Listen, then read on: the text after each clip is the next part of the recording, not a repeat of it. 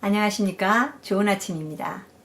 이 시간 짧은 묵상과 함께 하나님과의 동행을 새롭게 출발할 수 있는 시간이 되기를 기대합니다.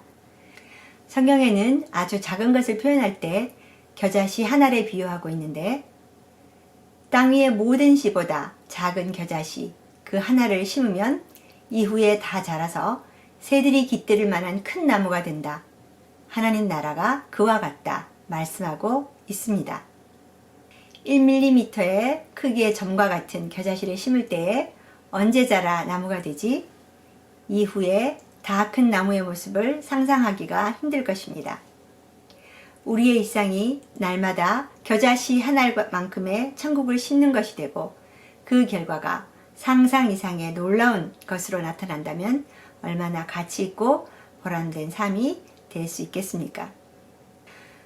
잠시 저의 오랜 경험의 이야기를 통해서 오늘 우리가 어떻게 겨자씨 하나를 심을 수 있을지 생각해 보도록 하겠습니다. 제가 고등학교 시절에 미션스쿨을 다녔습니다. 그때 저는 불신 가정에서 자라서 신앙이 없던 시기였습니다. 그런데 학교 선생님과 또 선배들의 그 강권으로 기독교 동아리에 참여하게 되었고, 고1 여름 방학 때에 바닷가에 있는 한 시골 교회를 방문하면서 여름 성경학교를 열게 되었습니다. 저는 그 시절 예수님을 몰랐고 어떻게 성경학교를 섬기는 건지도 몰랐기 때문에 제가 할 수 있었던 일은 찬양 악보에 맞춰 풍금을 쳤던 것과, 또 저녁에는 선배들의 그 재미난 성경 이야기가 아이들에게 들려질 때에 그 시절에 아주 인기 있었던 환등기를 넘겨주는 역할을 했던 그것이 기억이 납니다. 그리고 바다에서 아이들과 같이 놀았던 것, 교회 마룻바닥에서 자면서 새까만 모기에 밤새 물렸던 것, 그런 장면들이 추억에 남아 있습니다. 그랬던 제가 20대에 예수님을 만나고 또 30대부터 선교단체에 들어가게 되었습니다. 그 이전에 저는 선교를 하고 싶다는 생각을 해본 적도 없었지만, 하나님은 이번에도 저를 강권하셔서 선교 활동을 하게 하셨습니다. 저의 주된 사역은 소그룹 인도와 어린이 교육이었는데, 부모님과 아이들을 데리고 단기 선교를 가기도 하고, 해마다 100여 명이 넘는 아이들을 또 데리고 캠프를 진행하기도 했었습니다. 젊은 열정에 참 열심히 섬겼던 것 같습니다. 그런데 제게 풀리지 않는 의문이 있었는데, 아무리 생각해도 제가 왜 중국의 그 시골에 들어가서 선교를 하게 되었는지, 하나님께서 저를 그곳으로 인도하신 이유가 무엇인지 마음속에 계속 궁금한 의문이 있었습니다. 몇 년이 흐른 후에 어느 날 집안을 정리하다가 지나간 사진을 우연히 발견하고 추억의 한 장면이 눈에 확 들어왔습니다.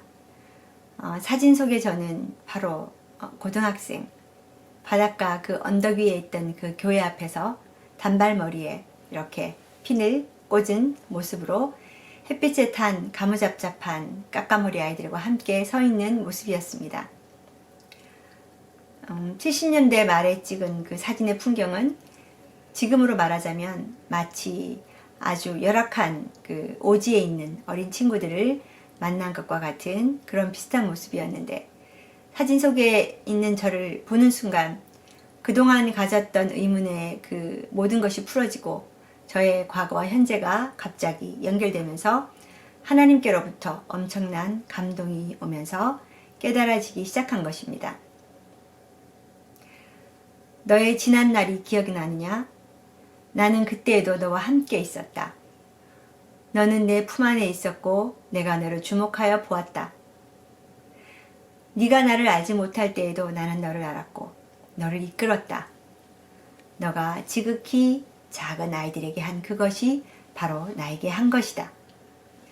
그것이 나를 위한 선교이다 알려주셨습니다. 저는 너무나 놀라고 감격에 차서, 주님, 그게 선교입니까?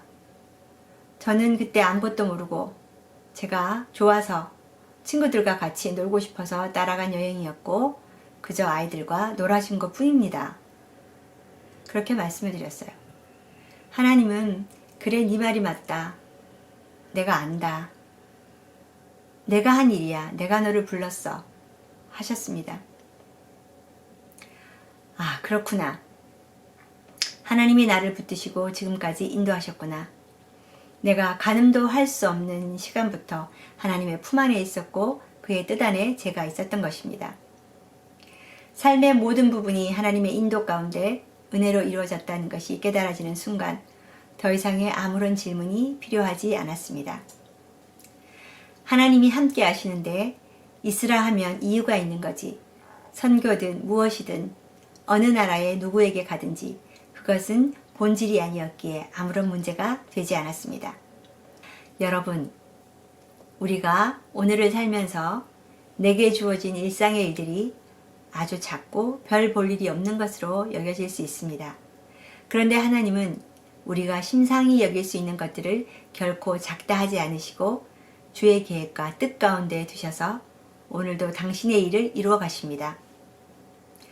눈에 잘 띄지도 않는 작은 겨자씨 같으나 반드시 심을 재료를 주시고 오늘 심어 언제 그것이 자랄까 싶지만 곧 그의 선한 영향력이 자라서 누군가는 그 안에서 평안을 누릴 수 있도록 하나님 나라를 크게 이루실 것입니다. 성경을 보면 예수님과 그의 제자들도 우리와 별반 다르지 않았습니다. 예수님은 12명으로부터 그의 나라를 시작하셨고 제자들은 자신의 현재의 업에 충실하게 가족을 위해 일하고 물고기를 잡던 어부요 결점 많은 자들이었습니다. 예수님은 밤낮 엉뚱한 소리 하는 제자들을 통해서 주의 일을 하셨습니다. 참으로 어리석고 아무것도 아닌 저와 같은 자가 하나님 나라를 전하는 일에 동참하게 된 것처럼 여러분 또한 하나님과의 기막힌 사랑의 추억과 동행의 스토리를 가지신 줄 믿습니다. 우리 모두에게 동일하게 하나님 나라를 세상에 알릴 수 있는 천국의 씨앗들을 넣어주시고 스가랴 4장 10절의 말씀처럼 작은 일의 날이라고 멸시하는 자가 누구냐. 사람들이 스룹바벨의 손에 다림줄이 있음을 보고 기뻐하리라.